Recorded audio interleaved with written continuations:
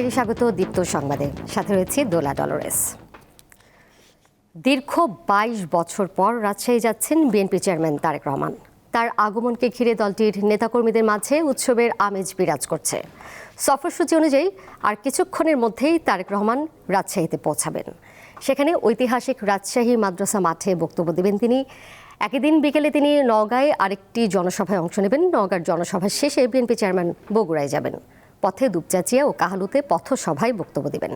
এরপর রাতে বগুড়ার ঐতিহাসিক আলতাফুন্নেসা খেলার মাঠে নির্বাচনী জনসভায় বক্তৃতা করবেন বিএনপি চেয়ারম্যান। জনসভা শেষে বগুড়ায় তিনি রাত্রি যাপন করবেন।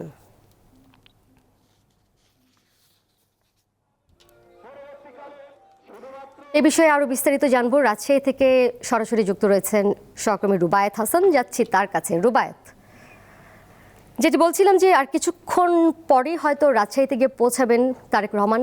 এই মুহূর্তে জনসভা স্থলে মানুষের সমাগম কেমন দেখছেন? তারেক রহমান কখন জনসভায় যোগ দেবেন এবং আজকের দিনে তার এখানে কি কি কর্মসূচি রয়েছে? আর 18 কোটি জনগণের নয়নের মনে আমাদের মাননীয় বিএনপির চেয়ারম্যান নিশ্চয়ই আপনি জেনে থাকবেন আজ দুপুরের পরে অর্থাৎ 12টার কিছু পরেই আসলে তারেক রহমানের রাজশাহীতে বিমানযোগে অবতরণের কথা। এই মুহূর্তে আমি যে মাদ্রাসা ঐতিহাসিক মাঠ রয়েছে সেই মাঠে হাজার হাজার নেতাকর্মী যারা ছিলেন গত 22 বছরের পর আসলে জনসভায় রাজশাহীতে যোগ দেওয়ার জন্য এই মানুষগুলো এসেছে। আপনি জানেন যে ত্রয়োদশ জাতীয় সংসদ নির্বাচন 12 ফেব্রুয়ারিতে নির্বাচনী জনসভার প্রচার প্রচারণার অংশ হিসেবে তারেক রহমান বিএনপির চেয়ারম্যান তিনি আজ উত্তরের এই জনপদে এসেছেন। কিছুক্ষণের মধ্যে তিনি অবতরণ করবেন এই উত্তরের এই জনপদে। তবে যারা নেতাকর্মী রয়েছেন তাদেরকে আসলে সকাল থেকে আমরা দেখেছি এই জনসভা স্থলে আসবার জন্য বিভিন্নভাবে পাশের জেলাগুলো থেকে তারা ছুটে এসেছেন। দুপুর 2টার পরেই আসলে এই জনসভায় বক্তব্য রাখবেন তারেক রহমান। তবে যে বিষয়টি চোখে পড়ার মতো, নির্বাচনী জনসভা হওয়ার পরেও নিরাপত্তার এক ধরনের কড়াকড়ি রয়েছে। সকল ধরনের বাহিনীর সদস্যরা এই সমাবেশের স্থলে মোতায়েন রয়েছে এবং এই সমাবেশের পরে আর কয়েকটি সমাবেশ করবার জন্য নওগাঁ সমাবেশ রয়েছে এবং এরপরে বগুড়া যাবেন। বগুড়ার পরে আগামীকাল রংপুরে জনসমাবেশ করবেন তিনি। তারপরে আবারও বগুড়া ফেরত এসে সিরাজগঞ্জ টাঙ্গাইল হয়ে তিনি ঢাকা ফিরবেন। তো মোটামুটি 3 দিনের এই কর্মসূচিতে তিনি উত্তরের প্রায় 13টি জনপদে 13 আসনের জন্য তিনি ভোট চাইবেন এলাকার মানুষের জন্য এবং প্রার্থীদের পরিচয় করিয়ে দিবেন। সব মিলিয়ে বিএনপির পক্ষ থেকে মহানগর বিএনপির পক্ষ থেকে প্রস্তুতি পরিপূর্ণ হয়ে গেছে হাজার হাজার নেতাকর্মীতে এবং আরো নেতাকর্মীরা আসছেন যেহেতু ঘন্টা দুয়েক সময় রয়েছে জনসভা শুরু হবার। তো এই বিষয়টি মাথায় রেখে সব ধরনের প্রস্তুতি রয়েছে এবং এই জনসভা থেকে নির্বাচনী দিক নির্দেশনা দেবেন এই দলটির প্রধান এবং বলা যাচ্ছে যে সেই দিক নির্দেশনাকে সামনে নিয়ে দলের নেতাকর্মীরা কাজ করবেন। দীর্ঘ 22 বছরের যে বঞ্চনা বা 1.5 দশক তারা ভোট দিতে পারেননি, সেই ভোটের কথাগুলো আসলে তারা 12 ফেব্রুয়ারি নির্বাচনে এই দলটির শীর্ষ নেতৃত্বের পক্ষ থেকে যে দিক নির্দেশনা পাবেন সেটি নিয়ে আসলে তারা কাজ করবে এমন বার্তা দেয়াই যায়। আস্তে আস্তে মানুষের সমাগম আসলে বাড়ছে। তারেক রহমান কিছু সময়ের মধ্যেই আসলে এই উত্তরের এই জনপদে দীর্ঘ 22 বছরের খরা কাটিয়ে নামবেন, দিক নির্দেশনা দিবেন, তার জন্য আসলে মুখে রয়েছে। আমি সকালে কথা বলার সুযোগ হয়েছিল বিএনপির এই আসনের যারা সংসদ সদস্য প্রার্থী মিজানুর রহমান মিনু, তিনি একদমই সামনে থেকে এই মহানগরের নেতাকর্মীদের একাত্ম করে আসলে এই জনসভা সফল করবার জন্য কাজ করে যাচ্ছেন। সব মিলিয়ে বলা যায় যে আরো ঘন্টা দুয়েক পরে আসলে এই জনসভায় কি বার্তা দিচ্ছেন তারেক রহমান সেটি আপনাকে জানাতে পারবো। এই ছিল এখন পর্যন্ত রাজশাহীর নির্বাচনী জনসভা থেকে সবশেষ। রুবায়েত, আপনাকে ধন্যবাদ। রাজধানীর কারণ বাজারে চলছে জামায়াতে ইসলামীর নির্বাচনী জনসভা। এতে দলটির আমির শফিকুর রহমানের বক্তৃতা করার কথা রয়েছে। এছাড়া অন্যান্য নেতারাও বক্তৃতা করছেন। তারা আগামী নির্বাচনে দাঁড়িপাল্লার পক্ষে ভোট চান। আরও বলেন, একটি দল যদি চাঁদাবাজি ও সন্ত্রাসী কার্যক্রম বন্ধ না করে তবে নির্বাচনের আগেই পরাজয় ঘটবে।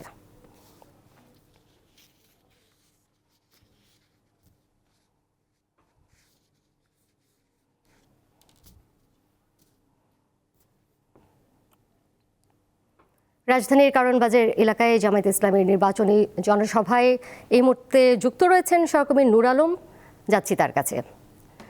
নূর আলম, জামায়াতে নামের শফিকুর রহমান ঠিক কখন নাগাদ বক্তব্য রাখতে পারেন বলে জানতে পেরেছেন? এছাড়া অন্যান্য নেতারা তো বক্তব্য রাখছেন, সেখানে তারা কি বলছেন?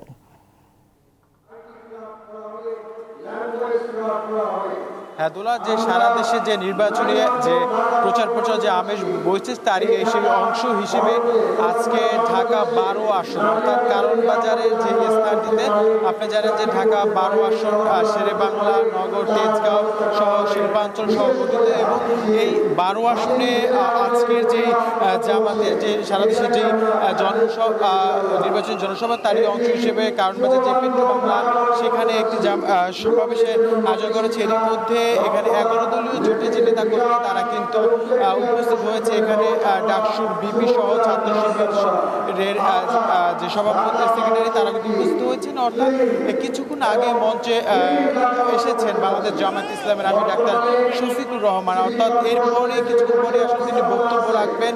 তারা এর আগে যারা বক্তব্য রেখেছেন তারা একটা বিষয় বলেছেন যে কারণ বাজারকে আসলে তারা যে চাঁদাবাজ এবং যে সন্ত্রাসী কার্যক্রম যে এতদিন ঘটে গেছে তার থেকে আসলে মুক্ত করার জন্য যে তাদের যে দলীয় ইশতেহার সেই অংশ হিসেবে কিন্তু আসলে তারা এই কারওয়ানবাজারকে এই মুক্ত করার জন্য তাদের যে নির্বাচনী ইশতেহার সেটা কিন্তু তারা স্থান দিয়েছেন। এই মুহূর্তে বক্তব্য রাখছেন যে ঢাকা 12 আসনের যে বাংলাদেশ জামায়াত ইসলামের যে মনোনীত প্রার্থী সাইফুল আলম খান মিলন তিনি বক্তব্য রাখছেন এবং আপনি দেখতে পাচ্ছেন আমরা সকাল থেকে এই আজকের জনসভাকে কেন্দ্র করে সকাল থেকে আমরা দেখেছি যে তাদের যে দলীয় যে স্লোগান সেই ব্যানার এবং ফেস্টুন নিয়ে তারা আজকের এই সমাবেশে তারা এখানে এসেছেন এবং সমাবেশ আসলে শুরু হয়েছে সকাল 10টা থেকে এখন পর্যন্ত বিকাশ সমাবেশ চলছে। হয়তো বা আর কিছুক্ষণ পর বাংলাদেশ জামায়াত ইসলামের যে আমির রয়েছে ডাক্তার শফিকুর রহমান তিনি দলীয় নেতা কর্মীদের উদ্দেশ্যে বক্তব্য দেওয়ার পরই আসলে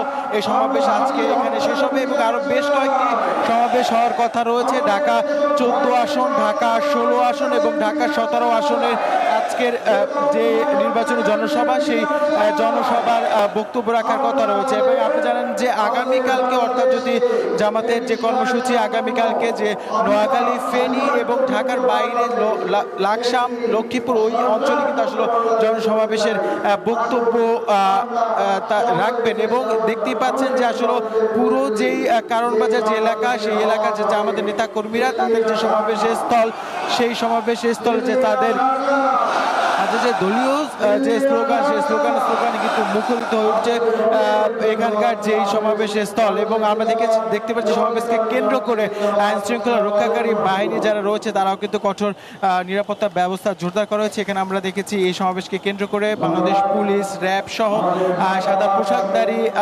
যারা রয়েছে। দোলা এই ছিল আমার কাছ থেকে আজকে যে ঢাকা 12 আসনে জামাতে যে নির্বাচনী জনসভার তার সর্বশেষ। দোলা, সরাসরি যুক্ত ছিলেন সহকর্মী নূর আলম। শেরপুরের ঝিনাইগাতীতে বিএনপি ও জামায়াতের নেতাকর্মীদের মধ্যে সংঘর্ষে মারা গেছেন একজন। নিহত রেজাউল করিম শ্রীবর্দী উপজেলা জামায়াত ইসলামীর সেক্রেটারি।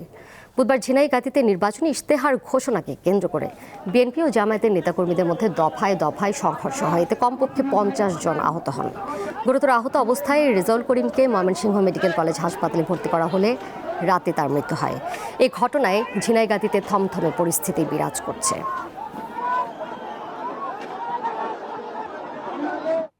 এ বিষয়ে আরও জানাতে শেরপুর থেকে এই মুহূর্তে যুক্ত রয়েছেন সহকর্মী মঞ্জুরুল আহসান। মঞ্জুর, গতকালের এই সংঘর্ষ এবং মৃত্যুর ঘটনার পর দুই দলের পক্ষ থেকে কি বলা হচ্ছে?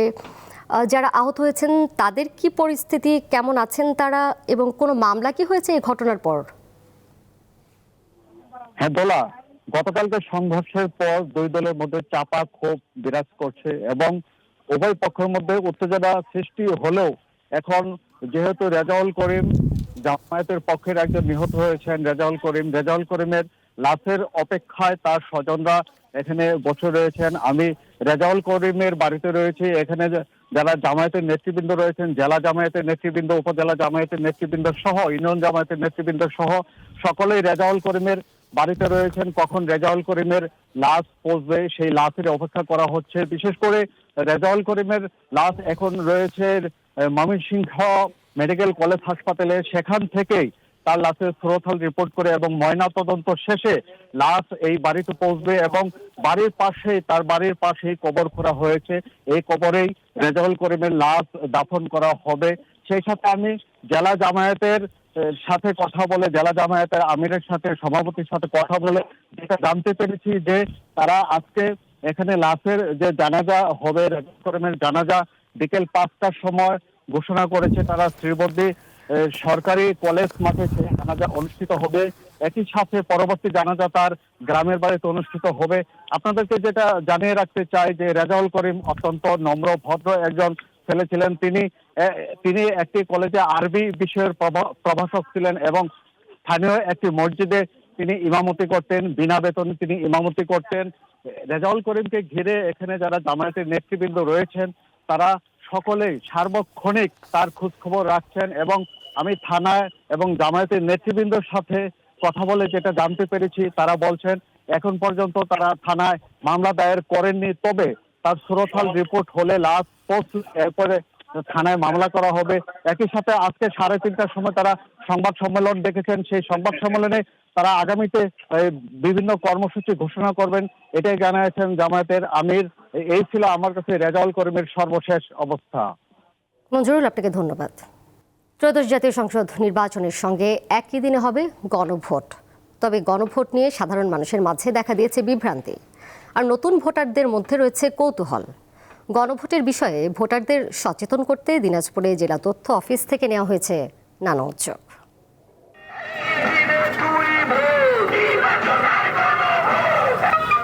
12 ফেব্রুয়ারি ত্রয়োদশ জাতীয় সংসদ নির্বাচনের দিনেই জুলাই সনদ বাস্তবায়নে হবে গণভোট। এদিন আলাদা ব্যালটে সুনির্দিষ্ট 4টি বিষয় লেখা থাকবে। এই সনদ বাস্তবায়নে সমর্থন আছে কিনা সেই প্রশ্নে হ্যাঁ অথবা না ভোট দেবেন ভোটাররা। কেন এই ভোট, কিভাবে দিতে হবে, গণভোটের সুফলই বা কি, এসব প্রশ্ন ঘুরপাক খাচ্ছে ভোটারদের মনে। নতুন ভোটারদের পাশাপাশি বয়স্কদের মধ্যেও দেখা দিয়েছে নানা বিভ্রান্তি।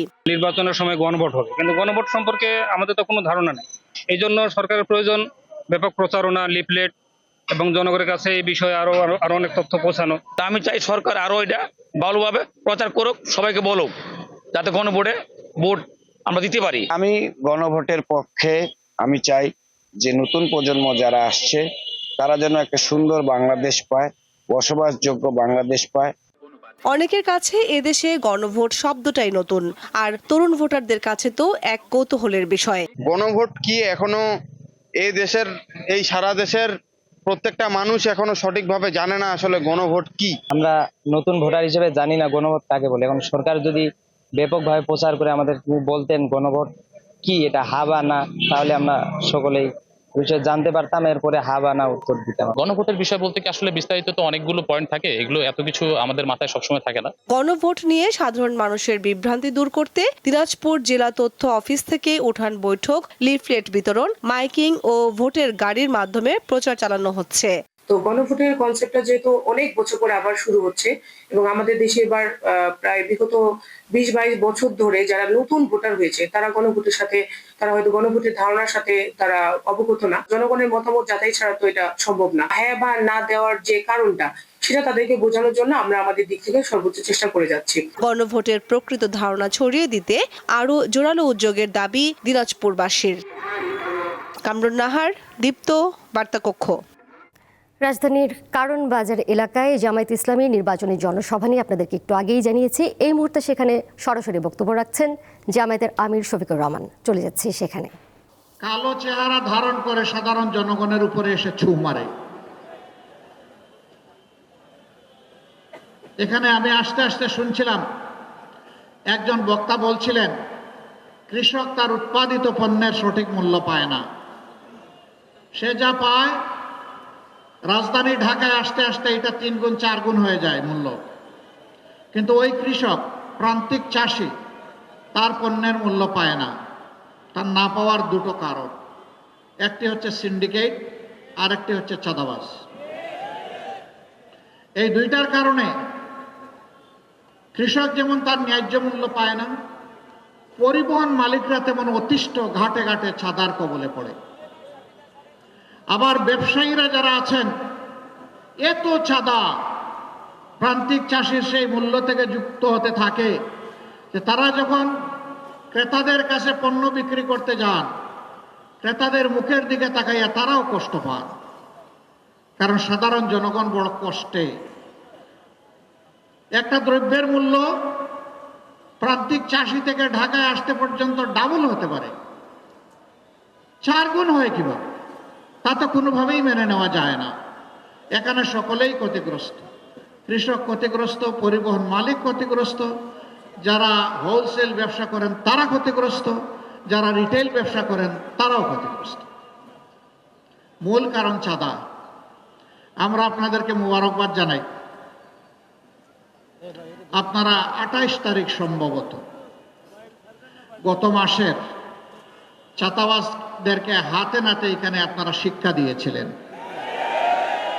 আমরা সারা বাংলাদেশের অতিষ্ঠ নির্যাতিত মজলুম ব্যবসায়ীদেরকে আমরা বলি, কাওরান বাজারের মতো আপনাদেরকে রুখে দাঁড়াতে হবে। তবে আমরা কথা দিচ্ছি, এখন সরকারি প্রশাসন যন্ত্রের অবহেলা, দায়িত্ব পালনে গাফলাতের কারণে, আর হতে পারে কিছু জায়গায় হালুয়া রুটির ভাগ বাটুরার কারণে এই যে চাঁদা হয়, আমরা আশাবাদী বাংলাদেশের মুক্তিকামী মজলুম জনগণের ইনশাআল্লাহ আমানত এবং ভোটে আগামী 12 তারিখ আল্লাহ তাআলা ঐক্যবদ্ধ বাংলাদেশ নির্বাচনী 11 দলীয় ঐক্য জোটের প্রার্থীদেরকে ইনশাআল্লাহ নির্বাচিত করবে। আমরা আশাবাদী 13 তারিখ থেকে বাংলাদেশের চিত্র পাল্টে যাবে ইনশাআল্লাহ। সে নির্বাচন সেই ফলাফল বার্তা দেবে যে এরা কোনো চাঁদাবাজি করে না এবং কোনো চাঁদাবাজি বরদাস্ত করবে না। সাথে সাথে 90% চাঁদাবাজের হাত অবশ হয়ে যাবে। বাকি 10% যারা থাকবে ওদেরকে বুঝাবো, বুঝ না মানলে যা করা দরকার তাই করা হবে ইনশাআল্লাহ। দর্শক, আমরা এতক্ষণ সরাসরি ছিলাম জামায়াতের আমির শফিকুর রহমানের বক্তব্যে। পরের প্রসঙ্গে যাচ্ছি। 10ম গ্রেড বাস্তবায়নের দাবিকে কেন্দ্র করে রাজধানী সহ দেশের বিভিন্ন স্থানে সড়ক অবরোধ সহ বিক্ষোভ করেছেন পলিটেকনিক শিক্ষার্থীরা। গত রাত 1টার দিকে মাগুরা পলিটেকনিক ইনস্টিটিউটের শিক্ষার্থীরা বিক্ষোভ মিছিলের আয়োজন করেন। তারা জানান, উপসহকারী প্রকৌশলী পদে বিএসসি প্রকৌশলীদের নিয়োগের সুপারিশ প্রত্যাহার না করা হলে আন্দোলন আরও কঠোর করা হবে। তাদের অভিযোগ, এই সিদ্ধান্ত ডিপ্লোমা প্রকৌশলীদের দীর্ঘদিনের পদোন্নতি ও গ্রেড সংক্রান্ত দাবি উপেক্ষা করেছে। এর আগে বিএসসি প্রকৌশলী ও ডিপ্লোমা প্রকৌশলীদের মধ্যে চলমান আন্দোলন ও দ্বন্দ্ব নিরসনে অন্তর্বর্তী সরকার একটি কমিটি গঠন করে। ওই কমিটি উপসহকারী প্রকৌশলী পদে বিএসসি প্রকৌশলীদের নিয়োগ দেওয়ার সুপারিশ প্রদান করে, যা প্রকাশের পরপরই ডিপ্লোমা শিক্ষার্থী ও প্রকৌশলীদের মধ্যে তীব্র অসন্তোষ দেখা দেয়। এই বিষয়ে আরও জানবো, রাজধানীর 7 রাস্তা এলাকা থেকে যুক্ত রয়েছেন সহকর্মী দিলশাদ অ্যানি। আমরা পলিটেকনিক শিক্ষার্থীরা যারা বিক্ষোভ করছেন তাদের বক্তব্যের বিষয়ে কিছুটা জানছিলাম, বিস্তারিত জানাবেন তারা এখন কি বলছেন এবং আর কোন কোন সড়ক অবরোধ করেছেন তারা?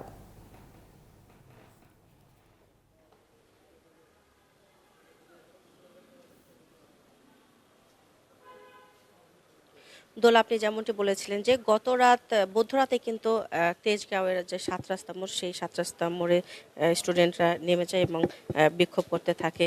তাদের যে দাবি সেটি ছিল যে 10ম গ্রেডের যে উপসহকারী প্রকৌশলী পদে ডিপ্লোমা প্রকৌশলীদের পাশাপাশি বিএসসি প্রকৌশলীদের নিয়োগের বিধান সুপারিশ করার যে সুপারিশ করেছেন 2 উপদেষ্টার নেতৃত্বে গঠিত কমিটি। মূলত সেই সিদ্ধান্তের প্রতিবাদেই পলিটেকনিকের যারা শিক্ষার্থী আছেন সেই সব শিক্ষার্থীরা আপনার গত রাত মধ্যরাতেই আন্দোলনে নেমেছিলেন। আর আজকে তাদের পূর্ব ঘোষিত একটি কর্মসূচি ছিল যে তাদের যে পরীক্ষা আছে, হাফ ইয়ারলি যে পরীক্ষা, সেই পরীক্ষা তারা ফাইনাল ইয়ারের যে পরীক্ষা সেটি তারা বেঞ্চে বসবে না, তারা পরীক্ষা দেবে না। তো এই মুহূর্তে কিন্তু আমি পলিটেকনিক ইনস্টিটিউটে রয়েছি, সেখানে আপনাদের দেখাচ্ছে যে বেঞ্চগুলি কিন্তু ফাঁকা, কোনো শিক্ষার্থী নেই। তারা আজকে তাদের 2টো পরীক্ষা ছিল, সকাল 10টা থেকে 1টা পর্যন্ত আর বেলা 2টা থেকে 5টা পর্যন্ত এই 2টো পরীক্ষা ছিল। তারা এর মধ্যে কিন্তু সেই পরীক্ষা বর্জন করেছে এবং ক্যাম্পাসে কোনো শিক্ষার্থী নেই। আমরা যাদের দেখেছি তারা যারা এসেছেন তারা বিভিন্ন জায়গায় ছড়িয়ে ছিটিয়ে আছেন, আড্ডা দিচ্ছেন, সেই রকম শিক্ষার্থী ক্যাম্পাসে এই মুহূর্তে নাই। তবে তাদের যারা আন্দোলন করেছে, আন্দোলনকারীদের সাথে আমরা কথা বলে জানতে পেরেছি আগারগাঁওয়ে যে ঢাকা মহিলা পলিটেকনিক রয়েছে, সেই পলিটেকনিকে এখানকার শিক্ষার্থী যারা আছে তারা সে আগারগাঁওয়ে গিয়েছে এবং এখন পর্যন্ত 7 রাস্তা এলাকায় সড়ক অবরোধ করা হয় নাই। তবে তারা জানিয়েছে যে তাদের এই কর্মসূচি যেহেতু চলমান, তারা যে কোনো সময় 7 রাস্তার যে মোড় আছে সেখানে তারা বিক্ষোভ শুরু করবেন। তো এই ছিল এখানকার সবশেষ তথ্য। অ্যানি, ধন্যবাদ আপনাকে। 24 ঘন্টার ব্যবধানে দেশের বাজারে আরও এক দফায় স্বর্ণের দাম বাড়িয়েছে বাংলাদেশ জুয়েলার্স অ্যাসোসিয়েশন বাজুস। এবার ভরিতে 1,16,213 টাকা বাড়িয়ে 22 ক্যারেটের প্রতি ভরি স্বর্ণের দাম নির্ধারণ করা হয়েছে 2,86,001 টাকা, যা দেশের ইতিহাসে স্বর্ণের সর্বোচ্চ দাম। সকালে এক বিজ্ঞপ্তিতে তথ্য জানিয়েছে বাজুস। আজ থেকেই নতুন এই দাম কার্যকর হয়েছে। নতুন দাম অনুযায়ী 21 ক্যারেটের প্রতি ভরি স্বর্ণের দাম পড়বে 2,72,996 টাকা, 18 ক্যারেটের 2,33,980 টাকা এবং সনাতন পদ্ধতির প্রতি ভরি স্বর্ণের দাম 1,93,039 টাকা নির্ধারণ করা হয়েছে। সব মিলিয়ে চলতি বছর দেশের বাজারে এ পর্যন্ত মোট 16 বার স্বর্ণের দাম সমন্বয় করল বাজুস, যেখানে 13 বারই দাম বাড়ানো হয়েছে।